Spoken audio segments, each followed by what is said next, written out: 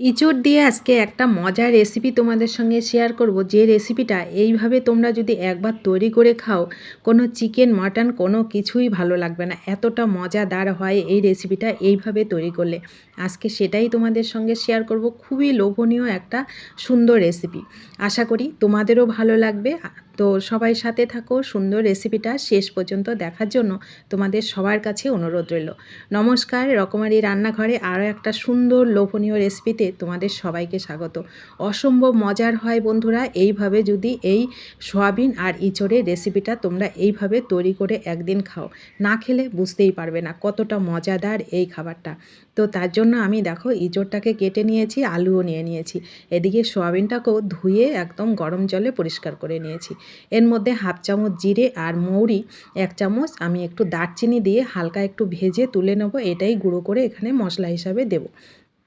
তারপরে উনুনে কড়াই বসিয়ে 3 থেকে 4 চামচ তেল দিলাম। আমি প্রথমে ভাজবো হচ্ছে ইঁচড়টাকে, লবণ হলুদ দিয়ে ভেজে নেবো। এমনভাবে তেলটাকে তোমরা দেবে যেন 3টে জিনিস আমি একই তেলে ভাজবো, সেইভাবে তোমরা তেলটাকে এর মধ্যে দেবে।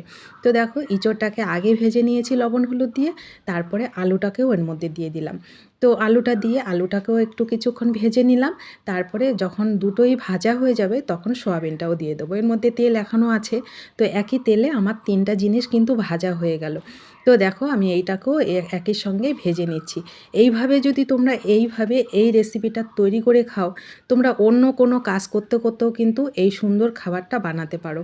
কোনো আয়োজন লাগে না, একটা একটা করে আয়োজন রেডি করবে, একটা একটা করে বানাবে। অসম্ভব মজার হয় বন্ধুরা। তো দেখো ভাজা হয়ে গেলে তুলে নিয়ে পরিমাণ মতো আমি আবার তেল দিলাম, এর মধ্যে দিয়ে দিলাম একটা পেঁয়াজ কুচি, তারপরে টমেটো গ্রেট করা দিলাম, বড় সাইজের একটা টমেটো, একটু চিনি দিলাম, আর একটু লবণ হলুদ দিলাম, আর হচ্ছে 50 গ্রাম টক দই দিলাম। দিয়ে ভালো করে আরেকটু কষিয়ে নিলাম। তারপরে 1 চামচ জিরের গুঁড়ো, 1 চামচ ধনের গুঁড়ো, 1 চামচ লঙ্কার গুঁড়ো এর মধ্যে দিয়ে দিলাম। দেওয়া হয়ে গেল, ওইগুলো কষাতে কষাতে এর মধ্যে আদা আর হচ্ছে রসুন আর পেঁয়াজ গ্রেট করে রেখেছিলাম, ওটা একসঙ্গে দিয়ে দিলাম। এবার সমস্ত মশলাগুলো আমি একসঙ্গে কষিয়ে নেব। তো মশলা যখন কষানো হয়ে যাবে, তেল ছেড়ে আসবে, তখন এর মধ্যে দেব হচ্ছে যেই ইঁচড় আলু সয়াবিনটা ভেজেছিলাম একসঙ্গে, সেটাকে এর মধ্যে দিয়ে দেবো। গ্যাসের ফ্লেমটাকে কিন্তু পুরো রান্নাটা আমি করব মিডিয়াম টু লোতে, কোনো সময় কিন্তু হাইতে করা যাবে না, কারণ আমি এর মধ্যে কোনো রকম জল ব্যবহার করব না। তো দেখো এবার ওইটাকে একটু কষিয়ে নিয়ে এর মধ্যে দিয়ে দিলাম একদম সর সমেত দুধের, গরুর দুধটাই আমি নিয়েছি, হাফ বাটি মতো নিয়েছি, একদম ঘন দুধটা দিয়েছি এর মধ্যে, দিয়ে ওটাই, আর কোনো রকম জল আমি এখানে ব্যবহার করব না। তো গ্যাসের ফ্লেমটাকে একদম মিডিয়ামে কিংবা লোতে করে রেখে আমি দেখো ঢেকে রেখেছিলাম।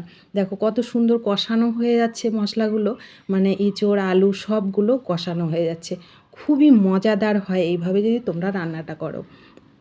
তারপরে আমি এর মধ্যে শাহি জিরা হাফ চামচ, এলাচ, দারচিনি, জায়ফল, জয়ত্রী যা ছিল সব অল্প অল্প করে এখানে গোটাই দিয়ে দিলাম। দিয়ে আবারও একটু ঢেকে রেখেছিলাম। তারপরে দেখো অনেকটা জল বেরিয়ে আসছে, এই পর্যায়ে কিন্তু রান্নাটা হয়ে গেছে। এখন আমি যেই জিরে আর মৌরিটা ভেজেছিলাম, ওটা গুঁড়ো করেছিলাম, বেটে নিয়েছি জল দিয়ে, ওটা দিয়ে দিলাম। দিয়ে একটু নাড়াচাড়া করে নামানোর আগে শুধু কাসুরি মেথি এর মধ্যে দিয়ে দিলাম। কাসুরি মেথি দিয়ে আর কিছুই দিলাম না, কোনো রকম গরম মশলা দেবো না, ঘিও দেবো না।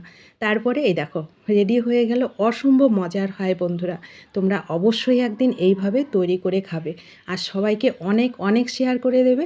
সবাই যেন এই সুন্দর রেসিপিটা একদিন হলো এইভাবে তৈরি করে খেয়ে এর স্বাদটা বুঝতে পারে। তো সবাই ভালো থাকবে, সুস্থ থাকবে। ভিডিওটি কেমন লেগেছে অবশ্যই একটু কমেন্ট করবে, লাইক করবে। ইউটিউব থেকে দেখলে ইউটিউব চ্যানেলটা একটু সাবস্ক্রাইব করে দেবে। ফেসবুক পেজ থেকে দেখলে পেজটা একটু সাবস্ক্রাইব করবে। সবাই ভালো থাকবে, সুস্থ থাকবে। ধন্যবাদ।